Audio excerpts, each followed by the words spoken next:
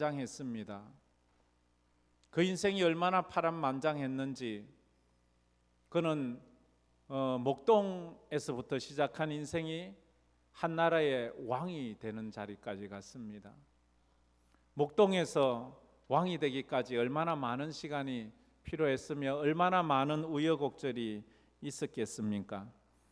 그러면서 이제 다윗이 그의 노년이 되었을 때에 그의 파란만장한 인생을 돌아보면서 쓴 시가 바로 이 시편 23편입니다. 그래서 이 시편 23편은 다윗의 전 인생에 대한 간증이라고 할 수 있습니다.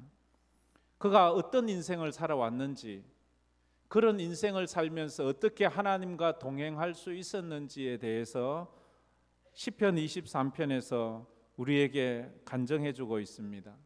시편 23편은 시입니다. 소설이 아닙니다. 그래서 시는 그 곱씹어 읽어야 되는 그 부분들이 많습니다. 여러분은 시와 소설의 차이를 아십니까?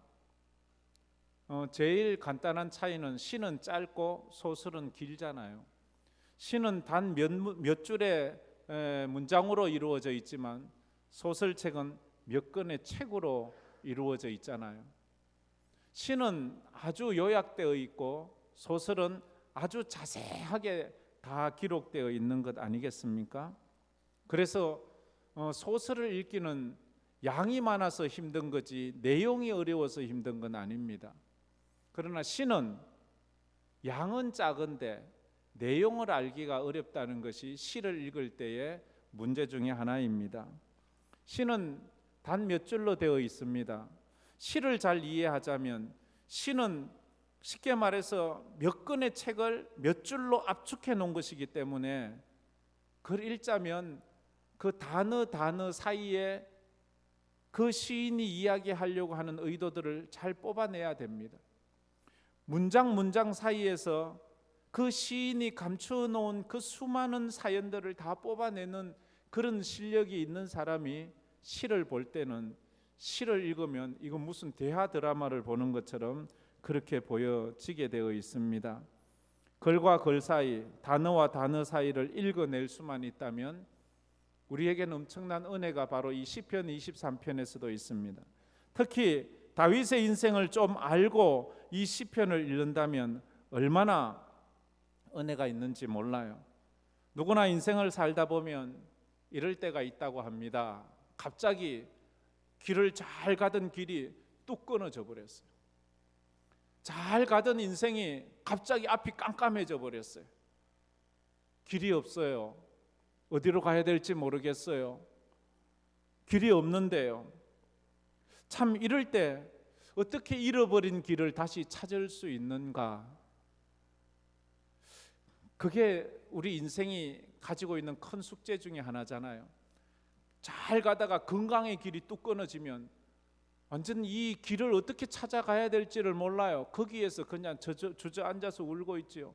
잘 가다가 부도가 났어요. 그러면 직장을 잃었어요. 그러면 그 길을 어떻게 찾아야 될지 몰라서 잘 가다가 인간관계가 끊어지고 가정이 어려워지면 어떻게 길을 찾을 방법이 없어요. 누가 찾아주지도 못해요. 여러분은 인생이 살만하십니까? 인생이 만만하십니까? 젊고 능력이 있고 힘이 있고 그럴 때는 인생이 만만한 것 같아요. 아직 뭐 이거 하다가 안 되면 다른 거 하지 뭐, 이거 이 직장 안 다니다 다니면 다른 직장 다니지 뭐 이러는데 그게 어느 순간부터 그런 마음이 큰일 나요. 인생이 암담할 때가 있어요. 암담하고 두렵기까지 할 때가 있잖아요.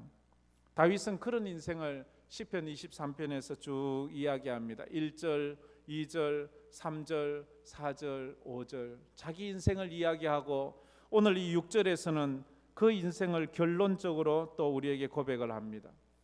우리가 살펴본 몇 주도간의 그 다윗의 인생은 어떠했습니까? 2절에서 다윗은 고백합니다. 내 인생 배고픈 때가 많았다고, 내 인생 목마른 때가 너무너무 많았다고. 그런데 그때마다 우리 하나님께서 나를 푸른 초장 쉴만한 물가로 인도해 주셨다고. 이건 배고프고 목마를 때가 많았다는 거예요. 3절 말씀에서는 그가 영혼이 기절한 것처럼 죽은 것처럼 넘어져 있을 때 인공호흡을 하고 심폐소생을 해서 내 영혼을 소생시켜 주시고, 죽었는데 영혼을 소생시켜 죽은 것 같은, 길을 잃어버렸는데 나에게 의의 길로 인도해 주시고, 인생을 살다 보면 죽은 것 같은, 그리고 길을 잃은 것 같은 그런 때 4절 말씀은 더 기가 막힌 말을 합니다. 내가 사망의 음침한 골짜기로 다녔다고 말합니다. 죽음의 골짜기였어요. 살아나올 수 있는 가능성이 없는 골짜기였어요. 다윗에게 수없는 죽음의 그림자가 드리워졌잖아요. 골리앗 앞에서, 사울의 그 미움 앞에서, 또 적군들 앞에서, 자기 아들 압살롬 앞에서. 다윗은 질병으로 죽을 뻔한 적도 여러 번 있었습니다. 그 시편에 그게 다 나와 있어요. 그리고 이 부하들의, 신하들의 배신, 인생의 나락으로 떨어지는 그런 어려움 속에서 그는 힘들었어요. 건강으로, 전쟁으로, 가정적으로. 그런데 5절에 와서도 또 말하죠. 원수들 목전에서, 원수들이 언제나 으르렁거리면서 다윗을 잡아먹으려고 그렇게 덤볐던 그런 시간이 있어요. 다윗의 인생을 한마디로 표현하자면 역설적이에요. 역설이에요. 다윗의 인생은 역설이에요. 다윗은 노래했어요. 부족함이 많았다고. 그런데 풍족했다고 말을 합니다. 참 이해가 안 되죠. 내 인생 부족함이 많았지만 부족함이 없었습니다. 내 인생 어렵고 힘들고 고통스러웠지만, 불행했지만 나는 행복했습니다. 다윗이 되니까 내 인생 부족했지만 풍족했다고. 한 번도 굶은 적이 없어요. 내 인생 힘들고 어렵고 불행한 것 같았지만 내 인생 행복했다고 다윗은 노래합니다. 이스라엘 백성이 광야 40년을 지나면서 하나님 앞에 늘 목말라요, 늘 배고파요, 늘 힘들어요 라고 말했지만 그들은 40년 동안 단 한 끼도 굶지 않았습니다. 수없는 적들이 쳐들어와서, 날씨적으로 처음에 애굽의 병거들이 쳐들어와서 홍해 앞에 가라앉아 있었고, 아말렉 족속 앞에서 수많은 적들이 그들을 공격해 왔지만 이스라엘은 광야에서 단 한 번도 패하지 않았어요. 하나님께서 다 지켜주시고 하나님께서 다 승리하게 해주셨다는 것을 우리는 알 수가 있습니다. 부족했지만 풍족했고, 힘들었지만 행복했어요. 저 또한 제 인생을 돌아보니까 그런 것 같아요. 여러분의 인생은 어떻습니까? 한번 돌아보세요. 힘들고 어려운 시절에 태어났죠. 어른들은 일제시대에 6.25 사변을 지나면서, 보릿고개를 지나고 여러 가지 힘들고 어려운 세월을 보내면서, IMF를 지나면서 굶을 것 같았는데, 힘들었을 것 같았는데 지나놓고 하나님 은혜로 지나오지 않았습니까? 늘 힘들었어요. 늘 부족했어요. 늘 초조했어요. 그런데 저도 미국에서 단 한 끼도 굶은 적이 없습니다. 하나님의 기적이지요. 하나님의 은혜지요. 늘 울었지만 늘 행복했어요. 다윗의 이 시편에서 이걸 끄집어내야 돼요. 이걸 읽을 수 있어야 돼요. 다윗이 가르치는 남은 인생을 믿음으로 사는 비결은 무엇입니까? 다윗이 가르치는 남은 인생을 믿음으로 살자면 두 가지를 먼저 짚어요. 하나님이 어떤 분이신지, 그리고 하나님은 어떤 성품을 가지셨는지. 다윗이 시편 23편에서 말하는 하나님은 어떤 분이에요? 목자 같은 하나님이에요. 목자는 양들을 책임지고 먹여요. 목자는 양들을 책임지고 보호해요. 그 양을 지키기 위해서 다윗은 사자 앞에서도 곰 앞에서도 두려움 없이 목숨 걸고 싸워 지켜주는 거예요. 목자는 그런 거예요. 하나님은 우리를 지키시기 위해서, 목자 되신 하나님은, 목자 되신 선한 목자 되신 예수님은 사단과 싸우기 위해서 십자가에서 자기 몸을 들여서 피 흘려 죽기까지 싸워주시는 그 하나님, 그 하나님을 다윗은 뭐라고 표현해요? 성품을 선하시고 인자하시다라고 말하고 있습니다. 선하시고 인자하신 분. 첫째로 보면 다윗은 지난날처럼 주님의 선하심이 반드시 함께할 것을 믿었습니다. 우리 다 같이 한번 읽어봅시다. 다윗은 지난날처럼 주님의 선하심이 반드시 함께할 것을 믿었습니다. 다윗은 지난날이라는 것은 지난날, 이 시편 23편 1절에서 5절까지 배고플 때, 목마를 때, 길을 잃었을 때, 사망의 음침한 골짜기를 지날 때, 원수들 앞에서 조롱당할 때, 그런 지난날에 하나님이 선하셨어요. 선하심이 반드시 함께 했다고 믿습니다. 이렇게 여기서 내 평생의 6절 말씀 처음을 내 평생으로 나옵니다. 평생은 뭐예요? 과거, 현재, 미래를 다 포함하는 내 인생을 말합니다. 미래는 살아보지 못했어요. 그러나 과거는 살아보았어요. 현재를 살아가지만 현재에 어떤 상황이 펼쳐질는지 우리는 잘 몰라요. 그럼에도 불구하고 내 평생에 반드시라는 말, 반드시라는 말 무슨 뜻이에요? 의심의 여지 없이, 확실히 의심의 여지 없이 우리 하나님은 우리와 함께 하십니다. 할렐루야. 이 표현을 이렇게 저는 해석을 했습니다. 그림자처럼 따라다니신다. 그림자는 우리를 절대로 떠나지 않습니다. 그림자는 나를 벗어나지 않습니다. 순간 없어진 것 같지만 그림자는 항상 나와 함께 합니다. 그 그림자는 나예요. 하나님은 나의 그림자처럼 늘 함께, 그렇게 우리와 함께 해 주신다고 말합니다. 광야 40년 이스라엘 백성들에게 하나님은 그림자처럼 함께 하셨습니다. 낮에는 구름 기둥으로, 밤에는 불 기둥으로. 결코 단 하루도 그 구름 기둥, 불 기둥이 사라진 적이 없습니다. 광야 40년 동안 단 하루도 이스라엘 백성들에게서 구름 기둥이 걷혀진 적이 없습니다. 걷혀지면 다 죽어요. 불 기둥 걷혀지면 죽어요. 하나님께서는 안식일을 제외한 단 하루도 만나를 하늘에서 내리는 것을 멈춘 날이 없어요. 하나님의 그 선하심 때문에, 선하다라는 말은 히브리어로 토브라는 단어를 쓰는데요. 선하다는 뜻은 무슨 뜻인가 하면 좋다라는 뜻이에요. 좋다. 하나님은 선하신 분이다. 이 말은 하나님은 좋으신 분이다, 이런 의미입니다. 좋다라는 말이 무슨 뜻이? 하나님은 참 친절하다라는, 하나님은 너무나도 친절하신 분이다.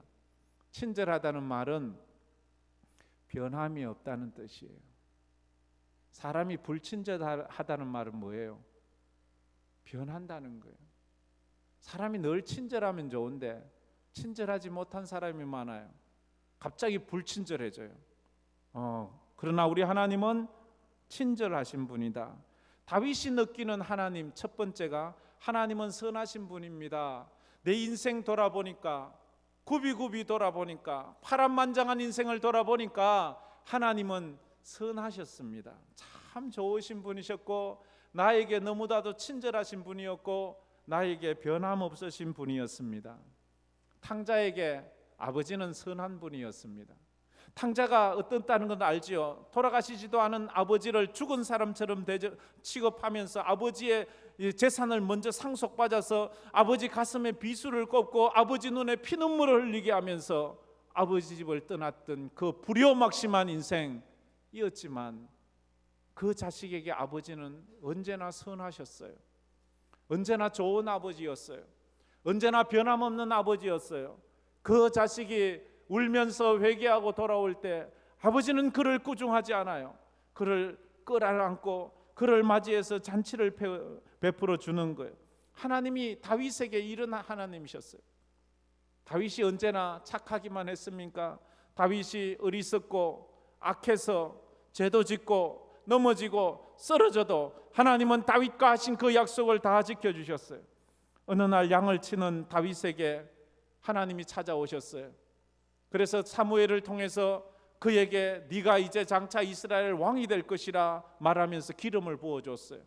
다윗은 그걸 믿을 수가 없었어요. 나 같은 목동이, 우리 집에서도 아버지도 날 몰라주는데 나는 그런 그릇이 안 되는데, 그런데 세월이 흘러 먼 훗날 지나고 나니까 자기가 이스라엘 왕이 되어 있는 거예요. 그걸 보고 깜짝 놀라는 거예요. 아, 하나님은 선하시다. 하나님은 너무너무 좋으시다. 자기 같은 이 목동을 왕을 만드신 그 하나님을 생각하면서 하나님은 선하시다 생각했어요.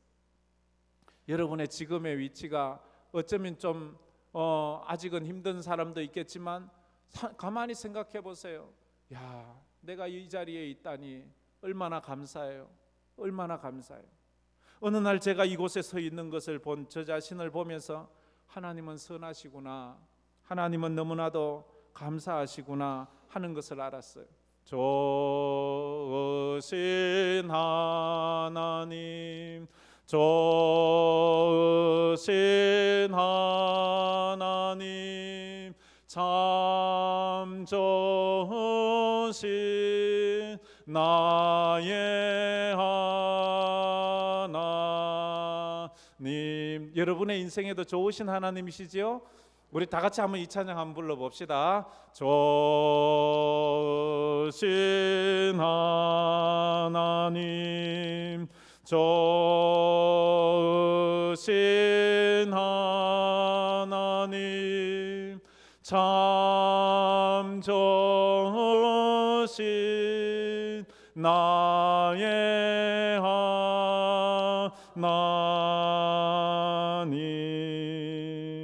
지난날의 삶을 하나님 앞에 믿음으로 감사로 해석할 수 있는 사람은 내일의 삶도 감사로 해석할 수 있습니다. 전제가 중요해요. 어제의 삶, 지난날의 삶이 감사로 해석되는 사람만이 오늘과 내일을 감사로 해석할 수 있어요. 다시 말해서 지난날 내 인생의 과거가 아직도 감사로 해석되지 못하고 그것이 내 가슴에 상처로 남아있는 사람, 그것이 아직도 아픔이고 그것만 생각하면 아직도 소화가 안 되고 그것만 생각하면 아직도 잠을 못 이루고 그것만 생각하면 아직도 분노가 치오르는 사람은 결코 오늘을 내일을 감사할 수 없어요. 왜? 아직 치유되지 않았기 때문에. 내 인생이 아직 치유되지 않았다면 하나님 앞에 하나님, 제가 아직 치유되지 않았어요. 나를 좀 고쳐주세요. 그러나 다윗은요, 치유된 사람입니다.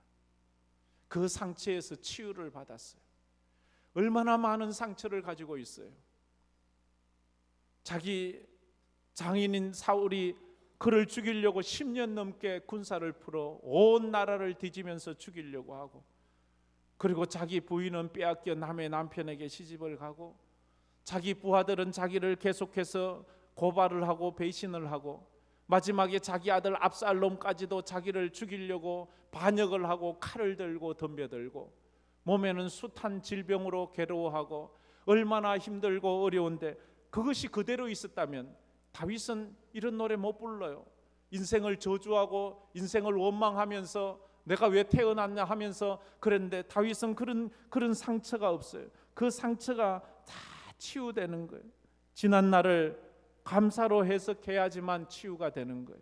하나님, 내가 아직도 감사가, 그때 그 사람이, 그때 그 사건이, 그때 그 일이 아직도 내 마음에 상처로 남아 있습니다. 주여, 나를 좀 치유하여 주세요. 그건 선하신 하나님을 만나야 되는 거예요. 지난 인생의 구비구비를 해석해야 돼요. 두 번째로, 다윗은 지난 날처럼 주님의 인자하심이 반드시 함께할 것을 믿었습니다. 우리 다 같이 읽어봅시다. 다윗은 지난 날처럼 주님의 인자하심이 반드시 함께할 것을 믿었습니다. 지난 날처럼 첫 번째는 선하심이, 하나님의 선하심, 하나님의 변함없으심, 하나님의 친절하심이, 그 두 번째는 하나님의 인자하심이 반드시 의심의 여지 없이 나와 함께할 것을 믿는 거예요. 인자라는 말은 히브리어로 헤세드라는 말이에요. 헤세드, 은혜라는 말이지요. 은혜라는 말은요, 참 어려운 말입니다. 이것은요, 갚을 수 없는 하나님의 사랑이에요. 무조건적 하나님의 사랑이에요. 끝없는 하나님의 사랑이에요. 그래서 이 인자하심이라는 것은 이 하나님의 은혜를 도무지 갚을 수도 없어요. 왜냐하면 하나님이 우리에게 베푼 그 사랑은 우리가 그 무엇으로도 대가를 지불할 수 없는 사랑이기 때문에. 어떤 사랑이에요? 그 아들, 독생자 아들을 우리를 위해서 십자가에서 죽여주신 사랑이에요. 우리가 그 사랑을 무엇으로 갚을 수 있나요? 자기 아들을 우리를 위해서 목숨 잃게 한 그 하나님의 사랑, 그걸 우리가 무엇으로 갚을 수 있나요? 로마서 8장 32절에 이렇게 말씀을 하고 있습니다. 우리 다 같이 읽어보겠습니다. 자기 아들을 아끼지 아니하시고 우리 모든 사람을 위해서 내 주시니가 어찌 그 아들과 함께 모든 것을 우리에게 주시지 아니하겠느냐. 자기 아들을 아끼지 않았어요. 십자가에 죽였어요. 그분이 자기 아들까지 내주신 분이 무엇을 더 아끼겠어요? 무엇을 못 내주시겠어요? 하나님은 우리를 위해서 모든 것을 다 내주. 근데 우리는 주님을 위해서 뭘 하는 게 쉽지 않잖아요. 이래서 그렇고 저래서 그렇고. 근데 하나님은 변함없이 우리를 그렇게 사랑해요. 다윗의 인생에서 하나님의 인자하심은 어떻게 나타났습니까? 제가 크게 두 가지로 요약을 해보았습니다. 첫 번째로는 하나님은 다윗을 죽음의 위기에서 살려주었습니다. 다윗의 인생을 돌아보면 죽음의 순간이 너무 많아요. 우리는 살다 보면 어쩌면 단 한 번도 이런 위기를 당하지 않을 건데 다윗은 그런 일을 수도 없이 당해요. 그런데 하나님의 인자하심 때문에 살아났다고, 그 갚을 수 없는 그 죽음의 위기에서 하나님이 또 살려주시고 또 지켜주시고 또 피하게 하시고, 그래서 여호와는 나의 목자시고 나의 피할 바위시고 나의 피할 산성이시고 나를 도우시는 분이시고, 끝없이 다윗은 막 하나님에 대해서 이야기하자면 끝도 없이 말할 수 있는 거예요. 그 받은 은혜가 너무 크기 때문에 골리앗의 창 앞에서도 지켜주셨어요. 그 골리앗 앞에서 어떻게 살아나와요? 누구도 살아나올 사자 앞에서 어린 청소년이 어떻게 살아나와요? 사울왕 한 일국의 왕과 그 수많은 군사 앞에서 어떻게 살아나올 수가 있어요? 죽음의 질병에서 수많은 사람이 죽어가는데 하나님께서 그를 살려주셨어요. 그렇게 여러 가지 어려움 속에서도 살려주셨는데 시편 27편에서는 이렇게 표현하고 있습니다. 시편 27편 2절 말씀 우리 다 같이 한번 읽어보겠습니다. 악인들이 내 살을 먹으려고 내게로 왔으나 나의 대적들 나의 원수들인 그들은 실족하여 넘어졌도다. 악인들 원수들이 다윗의 살을 먹으려고, 아니 식인종도 아닌데 어쨌든 수많은 악인들이 다윗을 잡아먹으려고 죽이려고 그렇게 덤벼들었지만 하나님이 그때마다 하나님의 인자하심으로 다윗을 지켜주셨다라고 이렇게 말을 합니다.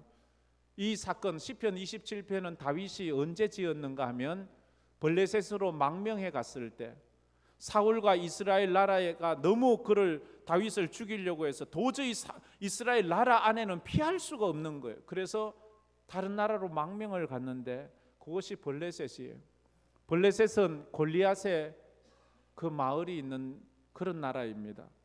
다윗이 오자 골리앗 마을 사람들이 저 다윗을 죽이자, 우리 영혼 골리앗을 죽인 놈이야. 다윗이 죽을 위기에 처했어요. 그러자 그가 미친 사람처럼 침을 흘리고 미친 사람처럼 막 행동을 하고 미친 사람처럼 막 부들부들 떨고, 그래서 겨우 저런 미친 그 개 같은 다윗을 죽여본들 무슨 소용이 있냐고 방심하는 터에 그가 도망을 가서 살아나는. 그러고 나서 지은 시가 시편 27편이 악인들이 내 살을 먹으려고 내게로 왔으나 나의 대적들이 나의 원수들인 그들은 실족하여 넘어졌도다 라고 그렇게 말을 하고 있습니다. 사망의 음침한 골짜기, 거기에서 다윗을 살려주었어요. 두 번째로 다윗의 인생에서 하나님의 인자하심은, 하나님은 다윗이 굶주릴 때에 먹을 것을 주셨대요. 다윗의 인생에 수없는 배고픔이 있었던 것 같아요. 그럴 수밖에 없잖아요. 사울왕에게 10년 넘는 세월 동안 도망 다녀요. 농사 지을 수 없어요. 어디 가서 비즈니스 할 수 없어요. 어디 가서 구걸할 형편도 안 돼. 구걸하는 사람마다 다 고발을 해요. 다윗에게는 엄청난 상금이 걸려 있기 때문에 자기 부하들도 배신하고 떠나요. 그래서 늘 굶는 날이 많은 거예요. 그래서 굶어야 되는 거예요.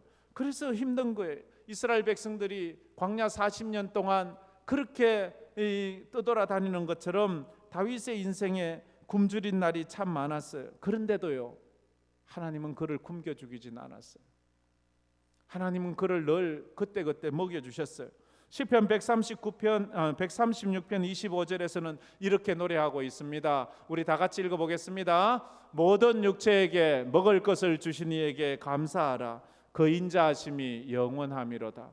그 인자하심이 영원해. 하나님의 인자하심. 지금 다윗은 인자하심을 노래하고 있어요. 하나님은 내게 인자하셨습니다. 모든 육체에게 먹을 것을 주셨습니다. 배고파서 허덕이고 금방 죽을 것 같았는데도 하나님은 또 도움의 손길을 보내주셔서 그것을 먹게 하시고 그랬어요. 그래서 시리에 빠져 넘어지고 또 무너지고 넘어질 때마다 그 도와주시는 그 하나님의 은혜가 다윗에게는 어마어마한 간증으로 남았어요. 여러분의 인생에도 그런 때가 있지 않습니까? 여러분의 인생에도 그런 때가 많이 있지 않습니까? 참 기막힌 때가 참 많지요. 저희 할머니가 한 번은 이래요. 너무 배고픈 때잖아요. 할머니들 때는 6.25 사변 지나고 그래서 너무너무 배고파서 몰래 좀 먹으려고 양식을 밥을 해서 숨겨 놓았는데 이제 혼자 먹으려고 떡 봤는데 다 쉬어버렸어. 그것 때문에 그렇게 울었대요. 다른 식구들 다 먹이고 이제 자기 좀 먹으려고 좀 모아놨는데 거기 폭삭 쉬어버렸어요. 그러니까 자기 못 먹잖아요. 그게 그렇게 서러운 거예요. 그렇게 서러운 거예요. 아마 여러분도 그런 적이 있을 거예요. 하나님 한 번도 나를 실망시킨 적 없으시고 지나온 모든 세월들 돌아보니 그 어느 것 하나 주의 손길 안 미친 것 전혀 없네. 오 신실하신 주, 오 신실하신 주. 엘리야가 한 번은 하나님의 명령을 따라 온 대지에 비가 오지 않을 것을 예언했는데 진짜 비가 오지 않아요. 비가 오지 않자 아합 왕과 이세벨이 그 비가 오지 않게 예언한 엘리야를 붙잡아 오라. 그놈 죽여야 되겠다. 엘리야 그 포고령이 생겼어요. 그래서 엘리야가 도망갑니다. 잡히면 죽어요. 그래서 그리 시내가에까지 도망을 갔어요. 그리 시내가에 그곳에도 이제 막 가뭄이 들어서 시냇물까지 다 말라가고 있어요. 거기서 누구에게 도움을 청할 수도 없어요. 붙잡히면 죽어요. 그래서 배고파서 앉아 있는데 하늘에서 음식이 뚝 떨어지는 거예요. 보니까 까마귀가 와서 음식과 고기를 떨어뜨려 주는 거예요. 처음엔 우연히 그런 것 같다. 근데 그게 2번 아침 저녁으로 하루, 이틀, 3일, 4일 까마귀가 와서 늘 음식과 고기를 떨어뜨려 주고 가는 거예요. 그게 우연인가요? 운이 좋아서 그런 건가요? 엘리야가 그래서 시냇가가 다 말라버렸어요. 이제 물도 없어요. 너무너무 힘들어요. 태양빛이 내리쬐요. 그러자 하나님께서는 사르밧에 가래요. 사르밧에 가니까 과부가 있어요. 과부가 가니까 기름 조금하고 밀가루 한 우컴이 있어요. 과부가 먹을 것이 없으니까 이제 이 기름과 이 밀가루 한 우컴으로 전을 해서 자기 하나밖에 없는 아들하고 둘이 먹고 이제 죽으려고 하는데 이 엘리야가 가서 그건 놔달라고 그래요. 비력의 간을 빼먹지 어떻게 그걸 달라 그래요. 그걸 달라 그러는데 그 사르밧 과부가 그것을 엘리야에게 줘요.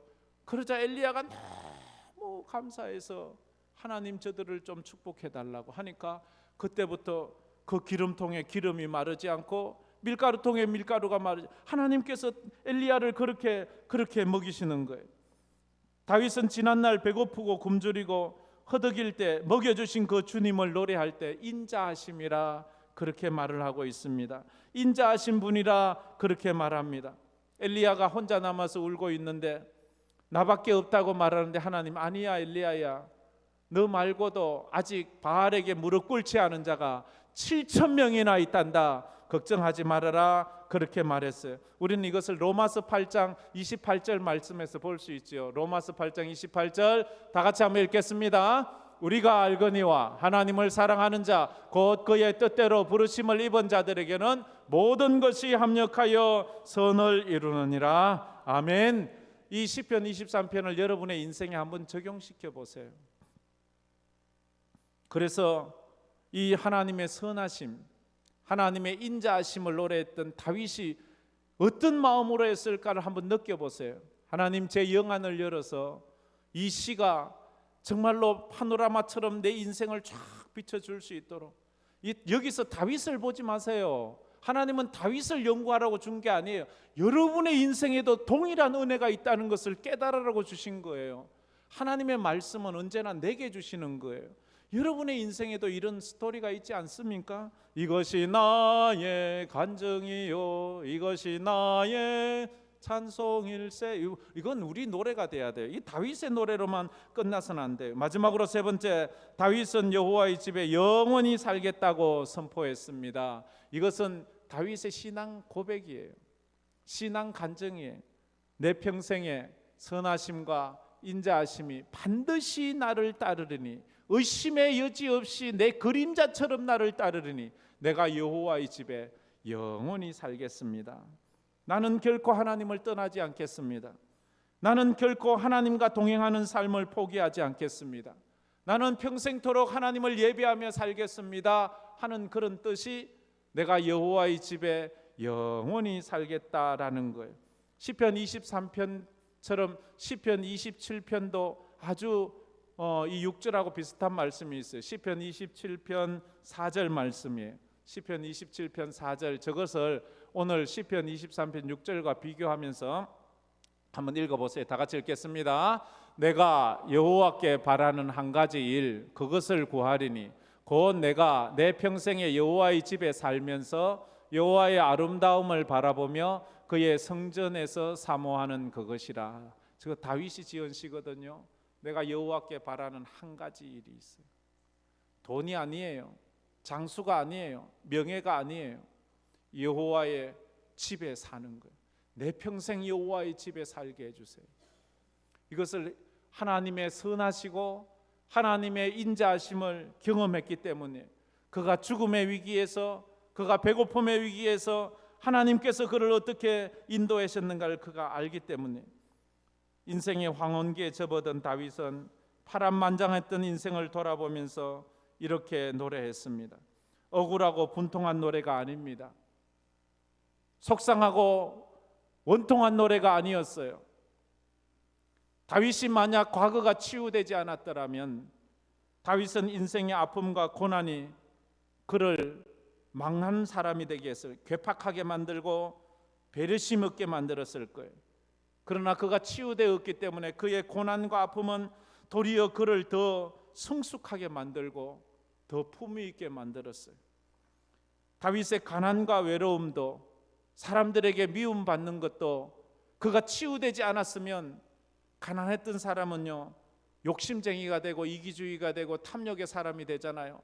미움받은 사람은 남들을 믿지 못하잖아요. 그러나 치유받은 사람은 가난했던 게 도리어 남을 위로하는 통로가 돼요. 내가 가난해 봐서 가난한 사람 마음을 아는 거예요. 내가 아파봤기 때문에 아픈 사람의 심정을 아는 거예요. 내가 어려워져 봤기 때문에 어려워진 사람의 심정을 아니까 그들에게 나누어 주고 베풀고 섬기며 사는 거예요. 치유받지 않은 사람은 절대 그렇게 못합니다. 지난날의 아픔이 이걸 내 인생을 더 못되게 만드는 사람이 있는가 하면, 지난날의 아픔이 내 인생을 더 빛나게 만드. 누구예요? 요셉 같은 사람. 요셉은 그 어린 나이에 노예로 팔려가고 죄수로 억울하게 갇히지만 그것이 그 인생을 망하게 하지 않아요. 최악의 순간을 최선으로 만들어가는 사람, 그의 배반과 미움을 용서의 사람으로 만들어 갔던 것이 요셉 같은 사람 아닙니까? 다윗이 그랬어요. 다윗의 인생만 본다면 저 사람은 제정신에 못 살아요. 미쳐도 한참 미쳐야 돼요. 도저히 정상적인 삶을 살 수가 없을 트라우마를 가지고 있어요. 불면증을 앓아야 돼요. 모든 사람을 저주하며 살아야 돼요. 그러나 그가 하나님을 만나고 선하시고 인자하신 하나님을 만났을 때에 그의 인생이 이렇게 멋지고 품위 있고 하나님 앞에 영광되는 그런 삶을 살게 되었습니다. 우리 사랑하는 황금교회 성도들의 삶도 과거가 다 치유되기를 축복합니다. 그래서 멋진 인생을 사는 여러분 되기를 바랍니다. 그래서 다윗은 6절에 이렇게 고백을 하지요. 우리 6절 한번 안 보고 한번 암송해 볼까요? 내 평생에 선하심과 인자하심이 반드시 나를 따르리니 내가 여호와의 집에 영원히 살리로다. 아멘. 지금까지 함께 하신 하나님의 은혜를 믿는다면 지금도 함께 하실 하나님을 믿을 수 있습니다. 그리고 앞으로도 함께 하실 하나님을 믿을 수 있습니다. 왜 지금 함께 하시는 하나님을 못 믿습니까? 왜 앞으로 함께 하실 하나님을 못 믿습니까? 어제 함께 하신 하나님에 대한 믿음이 없기 때문에. 지난날 내 인생을 이끌어 오신 것은 그냥 하나님이 아니고 내 힘으로 살아왔다고 생각하니까 지금도 내 힘으로 살아가야 된다고 생각하고 앞으로도 내 힘으로 살아가려고 하니까 빡빡하게 살아가는 거예요. 이것을 좀 고상한 말로 풀어보자면 에벤에셀의 하나님을 믿으면 임마누엘의 하나님을 믿을 수 있고 임마누엘의 하나님을 믿으면 여호와 이레의 하나님을 믿을 수 있어요.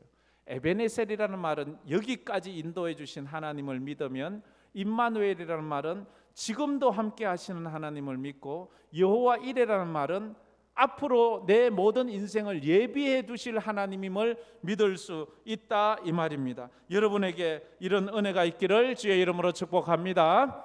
우리 이 찬양 한번 부르면서 우리 말씀을 또 묵상했으면 좋겠습니다. 시편 23편 전체를 생각하면서 우리 이 찬양 한번 불러봅시다.